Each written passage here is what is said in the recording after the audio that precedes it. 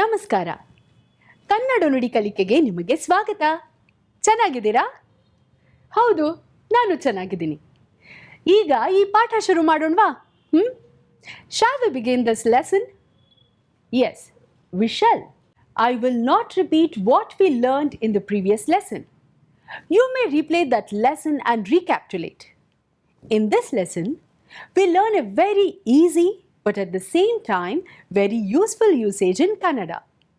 How do we say I am in the house in Kannada? House, you know, is mane. Nanu iddini.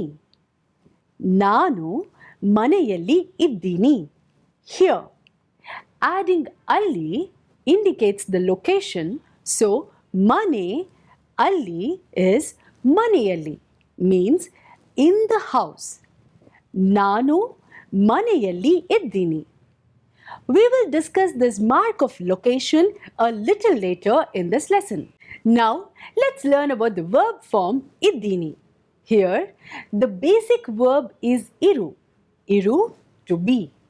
Verb can be expressed in various tenses like present, past, future, etc. Iddini is in present tense. Nanu iddini. I am. We will keep the verb iru same and maneyalli same and try to learn how iru changes with different persons. Let's listen to this conversation. Some new words before you listen to this conversation. Kadime, less, sakkare, sugar, coffee alla, not coffee, neen martiyalla, the way you do. Toristini, I will show. Tande, father. Angadi, shop. Bekku, cat. Nai, dog. Asti, asset. Now, over to the scene. Coffee ತುಂಬಾ ಚೆನ್ನಾಗಿದೆ. ಹೌದು, ಸಕ್ಕರೆ ಸ್ವಲ್ಪ ಕಡಿಮೆ ಇದೆ. ಹೀಗೆ ಇರಬೇಕು. ನೀನ್ ಮಾಡ್ತೀಯಲ್ಲ ಕಾಫಿನ, ಅದು ಸಕ್ಕರೆ ಸರ್ಬತ್ತಾಗಿರುತ್ತೆ. ಮನೆಗೆ ಹೋದ್ಮೇಲೆ ತೋರಿಸ್ತೀನಿ ಇರಿ. ಆಶಾ, ನಿಮ್ ತಂದೆ ಎಲ್ಲಿದ್ದಾರೆ? ನಮ್ಮ ತಂದೆ ಅಂಗಡಿಯಲ್ಲಿದ್ದಾರೆ. ಅಂದ ಹಾಗೆ ನಿಮ್ಮ ಮಕ್ಳು ಎಲ್ಲಿದ್ದಾರೆ? ಮಕ್ಕಳು ಮನೇಲಿದ್ದಾರೆ. ಮಕ್ಕಳು ಅಮ್ಮನ ಜೊತೆನೇ ಇದ್ದಾರೆ. ರಾಜು, ನಿಮ್ಮ ಮನೇಲಿ ಬೆಕ್ಕಿದೆಯಾ? ಇಲ್ಲ, ಬೆಕ್ಕಿಲ್ಲ, ನಾಯಿ ಇದೆ. 2 ನಾಯಿ ಇವೆ. ನಮ್ಮ ಮನೇಲಿ ಬೆಕ್ಕೂ ಇಲ್ಲ, ನಾಯೂ ಇಲ್ಲ, ಇವರಿದ್ದಾರೆ. ಇವೆಲ್ಲ ಯಾರ ಪುಸ್ತಕಗಳು? ಅವು ನಮ್ಮ ಮಕ್ಕಳ ಪುಸ್ತಕಗಳೇ. ಇಷ್ಟೇ ಅಲ್ಲ, ಅವ್ರ ರೂಮಲ್ಲಿ ಇನ್ನೂ ತುಂಬಾ ಇವೆ. ನೋಡೆ, ಎಷ್ಟೊಂದು ಪುಸ್ತಕಗಳಿವೆ ಅಲ್ವಾ? ಹೌದು, ಪುಸ್ತಕಗಳೇ ಈ ಮನೆಯ ಆಸ್ತಿ. ಬಹಳ ಸಂತೋಷ. ನೀವಿಬ್ರು ಬಹಳ ಬುದ್ಧಿವಂತರು. ಏನ್ ಈಗಂತ್ಯ? ನಾನು ಬುದ್ಧಿವಂತ ಕಣೆ. We will take one full sentence. Nanu maneyalli iddini. Nanu means I, a pronoun. As we change this pronoun to navu, neenu, neevu, avanu, avalu, avaru, adu, and avu, the form of the verb also changes accordingly. Nanu iddini. Navu iddivi. Neenu iddi or iddiye. Neevu iddiri. Avanu iddane. Avalu iddale. Avaru iddare. Adu ide. And avu ive. Remember, here the verb is in present tense and each pronoun has a specific verb form to go with it. It is always useful for you to rather get it by heart because these verb endings are going to be used for other action verbs also. One interesting thing is iddini, iddivi, iddare, etc. are positive, like I am, we are, they are, etc. How we say I am not, he is not, that is a negative. It is very easy. For all the pronouns, the negative verb form not is illa. Now, I will say them both in positive and negative in pairs. Please listen to them carefully. ನಾನು ಇದ್ದೀನಿ, ನಾನು ಇಲ್ಲ. ನಾವು ಇದ್ದೀವಿ, ನಾವು ಇಲ್ಲ. ನೀನು ಇದ್ದಿ ಆರ್ ಇದ್ದೀಯೇ, ನೀನು ಇಲ್ಲ. ನೀವು ಇದ್ದೀರಿ, ನೀವು ಇಲ್ಲ. ಅವನು ಇದ್ದಾನೆ, ಅವನು ಇಲ್ಲ. ಅವಳು ಇದ್ದಾಳೆ, ಅವಳು ಇಲ್ಲ. ಅವರು ಇದ್ದಾರೆ, ಅವರು ಇಲ್ಲ. ಅದು ಇದೆ, ಅದು ಇಲ್ಲ. ಆ್ಯಂಡ್ ಅವು ಇವೆ, ಅವು ಇಲ್ಲ. ಗುಡ್. ರಾಣಿಯವರೇ, ನಿಮ್ಮ ಯಜಮಾನ್ರು ಮನೇಲಿದ್ದಾರಾ? ಇಲ್ಲ, ನನ್ನ ಯಜಮಾನ್ರು ಮನೆಯಲ್ಲಿಲ್ಲ, ನನ್ನ ಹಸ್ಬೆಂಡ್ ಗಂಡ ಮನೇಲಿದ್ದಾರೆ. ಓ, ನಮ್ಮನೇಲಿ ಯಾರೂ ಯಜಮಾನ್ರಿಲ್ಲ. ನಿಮ್ಮ ಮನೇಲಿ ಯಜಮಾನ್ರು ಇದ್ದಾರಾ? ಇದ್ದಾರೆ. ನಮ್ಮ ಮನೇಲಿ ನಾನೇ ಯಜಮಾನಿ. Very interesting. Look at this sentence. I am in the house. In the house comes after I am. But in Kannada, it is ನಾನು ಮನೆಯಲ್ಲಿ ಇದ್ದೀನಿ. ಮನೆಯಲ್ಲಿ comes before ಇದ್ದೀನಿ. ನಾನು ಮನೆಯಲ್ಲಿ ಇದ್ದೀನಿ. ನಾನು ಆಫೀಸಲ್ಲಿ ಇದ್ದೀನಿ. ನಾನು ಮೈಸೂರಲ್ಲಿ ಇದ್ದೀನಿ. Now for the time being, we keep the location, that is ಮನೆಯಲ್ಲಿ, in the house, the same, and try to give the corresponding present tense verb form of iru. I will give you an example. If I say ನಾನು, you have to say ನಾನು ಮನೆಯಲ್ಲಿ ಇದ್ದೀನಿ. If I say ಅವರು, you have to say ಅವರು ಮನೆಯಲ್ಲಿ ಇದ್ದಾರೆ. Okay? You got it? Yes. Let's start. ಅದು, ಅದು ಇದೆ. ನೀವು, ನೀವು ಇದ್ದೀರಿ. ಅವಳು, ಅವಳು ಇದ್ದಾಳೆ. ಅವು, ಅವು ಇವೆ.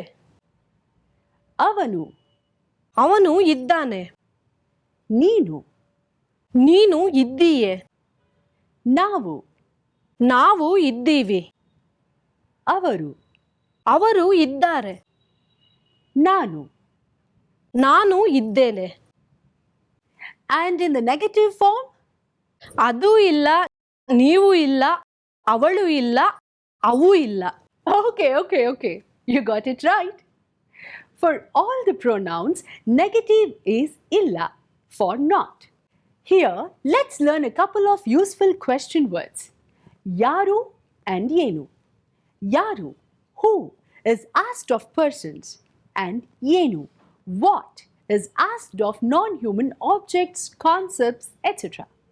We can use them with the present tense verb forms we have learned just now. ಮನೆಯಲ್ಲಿ ಯಾರು ಇದ್ದಾರೆ? Who is there in the house? It can be variously answered. Let's try. ಮನೆಯಲ್ಲಿ ಯಾರು ಇದ್ದಾರೆ? ಮನೆಯಲ್ಲಿ ನಾನು ಇದ್ದೇನೆ. ಮನೆಯಲ್ಲಿ ಅವರು ಇದ್ದಾರೆ, and the like. However, when you ask about non-human objects, you ask ಮನೆಯಲ್ಲಿ ಏನು ಇದೆ? or ಮನೆಯಲ್ಲಿ ಏನು ಇವೆ? ಏನು for both ಇದೆ and ಇವೆ. And you will get answers like ಮನೆಯಲ್ಲಿ ಬೆಕ್ಕು ಇದೆ. ಮನೆಯಲ್ಲಿ ಪುಸ್ತಕಗಳು ಇವೆ. Now, I will ask some questions starting with ಮನೆಯಲ್ಲಿ. You will give the answers according to the pronoun I give in the bracket. However, here answers are given in some other voice. You would repeat with that voice so that you practice. Here is a model. ಮನೆಯಲ್ಲಿ ಯಾರು ಇದ್ದಾರೆ? ನಾನು. And the answer is ಮನೆಯಲ್ಲಿ ನಾನು ಇದ್ದೇನೆ. ಮನೆಯಲ್ಲಿ ಅವನು ಇದ್ದಾನೆ. ಮನೆಯಲ್ಲಿ ಅವಳು ಇದ್ದಾಳೆ. ಮನೆಯಲ್ಲಿ ನೀವು ಇದ್ದೀರಿ. ಮನೆಯಲ್ಲಿ ಅವರು ಇದ್ದಾರೆ. ಮನೆಯಲ್ಲಿ ನೀನು ಇದ್ದೀಯೆ. ಮನೆಯಲ್ಲಿ ನಾಯಿ ಇದೆ. ಮನೆಯಲ್ಲಿ ಕುರ್ಚಿಗಳು ಇವೆ. ತಂದೆಯವರು ಮನೆಯಲ್ಲಿ ಇದ್ದಾರೆ. This can be question in another way. ತಂದೆಯವರು ಮನೆಯಲ್ಲಿ ಇದ್ದಾರಾ? Adding question tag "are" to the statement. As you already know, this type of questions can be answered both positive as well as negative way. Like, ತಂದೆಯವರು ಮನೆಯಲ್ಲಿ ಇದ್ದಾರಾ? ಹೌದು, ತಂದೆಯವರು ಮನೆಯಲ್ಲಿ ಇದ್ದಾರೆ. Or, ಇಲ್ಲ, ತಂದೆಯವರು ಮನೆಯಲ್ಲಿ ಇಲ್ಲ. ತಂದೆಯವರು ಮನೆಯಲ್ಲಿ ಇಲ್ಲ. This statement can also be questioned with the tag "are", like, ತಂದೆಯವರು ಮನೆಯಲ್ಲಿ ಇಲ್ವಾ?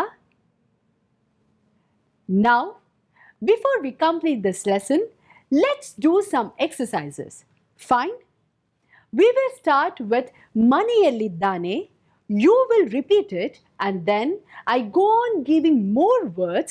You have to add that word at appropriate place and expand the sentence. Okay? Then let's get started. Repeat with the other voice. ಮನೆಯಲ್ಲಿ ಇದ್ದಾರೆ. ಮನೆಯಲ್ಲಿ ಇದ್ದಾರೆ. Teacher teacher ಮನೆಯಲ್ಲಿ ಇದ್ದಾರೆ. ಅವರ ಟೀಚರ್ ಅವರ ಮನೆಯಲ್ಲಿ ಇದ್ದಾರೆ. ನಮ್ಮ ಟೀಚರ್ ಅವರ ಮನೆಯಲ್ಲಿ ಇದ್ದಾರೆ. ದೊಡ್ಡ ನಮ್ಮ ಟೀಚರ್ ಅವರ ದೊಡ್ಡ ಮನೆಯಲ್ಲಿ ಇದ್ದಾರೆ. ಅಣ್ಣ, ನಾನೀಗೊಂದು ಮ್ಯಾಜಿಕ್ ಮಾಡಿ ತೋರಿಸ್ತೀನಿ. ಇದೇನು? Rubber eraser. ಇವಾಗ ಎರೇಸರ್ ಯಾವ ಕೈಯಲ್ಲಿದೆ? ಈ ಕೈಯಲ್ಲಿದೆ. ಹೌದಾ? ಗಿಲಿ ಗಿಲಿ ಚಫ್ ಇವಾಗ ಯಾವ ಕೈಯಲ್ಲಿದೆ? ಈ ಕೈಯಲ್ಲಿದೆ, ನಿನ್ ಬಲ್ಗೈಯಲ್ಲಿ. ಎರೇಸರ್ ಈ ಕೈಯಲ್ಲಿದೆ, ನಿನ್ ಎಡಗೈಯಲ್ಲಿ. ಹೌದಾ? ಈ ಕೈಯಲ್ಲಿದ್ಯಾ? ಹೌದು. ಎರೇಸರ್ ಅಲ್ಲಿ? ಎರೇಸರ್ ನಿನ್ ಜಾಮಿಟ್ರಿ ಬಾಕ್ಸ್ ಅಲ್ಲೇ ಇದೆ, ನೋಡು.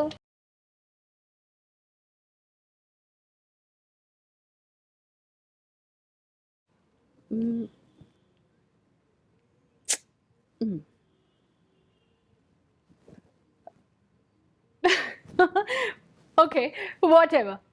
I will practice it later.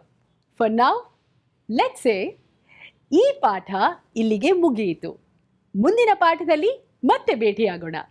ನಮಸ್ಕಾರ. ಕನ್ನಡ ಕಾಯಕ ವರ್ಷ.